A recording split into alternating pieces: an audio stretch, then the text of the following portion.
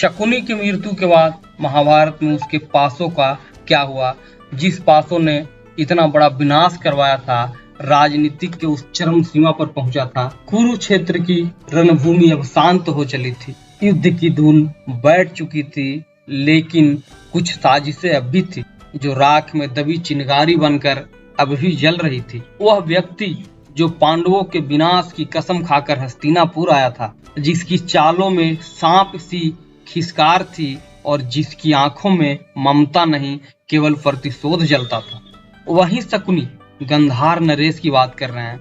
महाविनाश का जो सूत्रधार था अब मारा जा चुका था, परंतु क्या उसके मरने से उसकी चालें भी समाप्त हो गई या फिर उसकी मृत्यु के बाद भी उसका जहर धीरे धीरे फैलता रहा। आज हम जानेंगे कि शकुनी की मृत्यु के बाद की कथा क्या है और उसकी पासों का क्या हुआ। शकुनी का वध सहदेव ने किया था। शकुनी ने स्वयं यह शपथ ली थी कि वह कौरवों के हाथों पांडवों को नष्ट करके रहेगा, लेकिन जैसे ही वह मरा, गंधार का या विषधर एक आखिरी चाल पीछे छोड़ गया। उसकी मृत्यु से पहले उसने दुर्योधन को जो अंतिम सलाह दी थी वह केवल एक वाक्य था, एक शब्दों में था, और वह यह था कि धृतराष्ट्र को भावनाओं में डुबा देना। वह अंधा है परंतु उसका क्रोध तुम्हारा शस्त्र बनेगा। शकुनी की मृत्यु के बाद धृतराष्ट्र विचलित हो गया। दुर्योधन का पतन, भीम द्वारा दुशासन का वध और शकुनी की हार, यह सब उसके भीतर से तोड़ चुका था। वह प्रतिशोध से भर चुका था, परंतु उसका क्रोध कहीं निकल नहीं पा रहा था। शकुनी ने जाते जाते उसके मन में यह बीज बो दिया था कि यह सब पांडवों का षड्यंत्र है।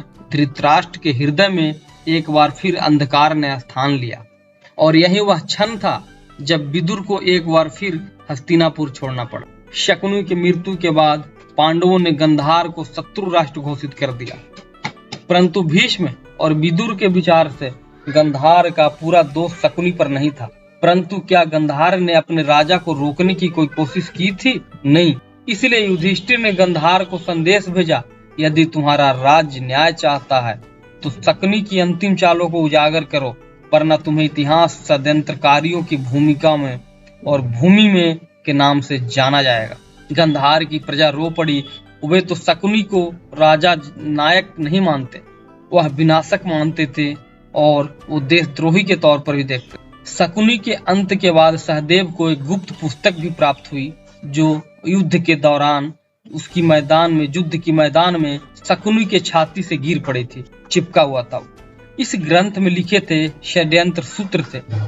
हर वह चाल जो पांडवों को नष्ट करने के लिए रची गई थी, जुए की सभा या द्रौपदी की लज्जा, चाहे वनवास या विराट युद्ध या अभिमन्यु का वध, सब कुछ एक योजनाबद्ध नीति के अंतर्गत किया गया था। कृष्ण ने वह पुस्तक युधिष्ठिर को दी और कहा, यह पुस्तक जलाने के योग्य है परंतु सीखने योग्य भी है, ताकि फिर कोई शकुनी जन्म लेकर धर्म का मुखौटा पहनकर अधर्म ना फैला सके। शकुनी की बहन गंधारी, वह भी अंदर से टूट सी गई थी। उसका भाई जो उसे बचाने गंधार से आया था, वही सबसे बड़ा कारण बना और उसका 100 पुत्रों की मृत्यु का कारण भी बना। गंधारी ने अंततः कृष्ण को श्राप तो दे ही दिया था, परंतु एकांत में उसने कहा, हे माधव, शकुनी ने न केवल शतरंज खेला बल्कि उसके मोहरे भी हम ही सब बने थे। महाभारत के युद्ध के बाद पांडवों ने न केवल राज्य प्राप्त किया बल्कि वे उस विष को भी शुद्ध करने चले जो शकुनी जैसे लोगों ने समाज में घोल दिया था। शकुनी मारा गया परंतु उसका कर्म जीवित रहा, और जब जब मनुष्य लालच, अहंकार और क्रोध में अंधा होगा, तब तब कोई न कोई शकुनी फिर जन्म लेगा। महाभारत के युद्ध में शकुनी मारा गया, लेकिन उसके मायावी पास से जिसने उसे ध्रुत कीड़ा में पांडवों को हराया था, रहस्य का विषय बने रहे। कहा जाता है कि वो पासे सामान्य नहीं थे, उसमें उसकी पिता के हड्डियों से बनी मायावी शक्ति थी जो उसके इशारे पर चलते थे। युद्ध के बाद जब पांडव हस्तिनापुर का शासन संभालते हैं तो युधिष्ठिर उन पासों को देखकर बहुत व्यथित होते हैं, क्योंकि उन्हीं के कारण द्रौपदी का चीरहरण, वनवास और महायुद्ध हुआ था। और एक कथा के अनुसार युधिष्ठिर ने उन पासों को अग्नि में भस्म करा दिया ताकि भविष्य में कोई और उन्हें प्रयोग न करे और ऐसा अन्याय कभी ना हो। और दूसरी मान्यता यह कहती है कि वे पासे स्वयं ही गायब हो गए, जैसे उन्हें धरती ने निगल लिया हो, मानो अधर्म के उपकरण का अंत स्वयं धर्म ने कर दिया हो। इस प्रकार शकुनी के पासे भी महाभारत के साथ इतिहास का रहस्य बनकर लुप्त हो गए। शकुनी तो चला गया, परंतु प्रश्न यह नहीं है कि वह क्या कर गया। प्रश्न यह है, क्या हमने उससे कुछ सीखा?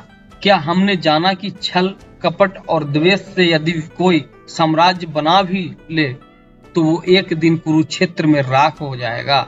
महाभारत केवल युद्ध नहीं, वह चेतावनी है कि शकुनी जैसे लोग यदि समय रहते पहचाने न जाएं तो धर्म की नींव भी हिल सकती है।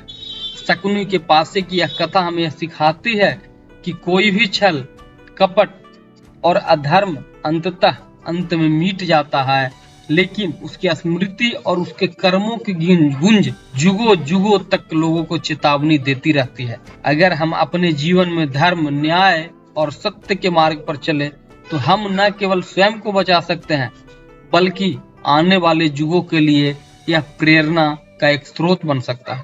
ऐसी ही गूढ़ और पौराणिक कहानियों के लिए हमारे YouTube channel CK creative diary को सब्सक्राइब करें और बेल आइकन दबाएं और जुड़े रहें हमारे साथ महाभारत की एक नई सीरीज में, जो हर एपिसोड को आपको हम सुनाएंगे, जिससे आपको एक बहुत ही मोटिवेशनल शक्ति मिलेगी और जीवन में ऊर्जा का संचार होगा। भारत के सनातन इतिहास और उसकी अद्भुत कहानियों की एक अलौकिक यात्रा पर आप सभी को नमस्कार, धन्यवाद।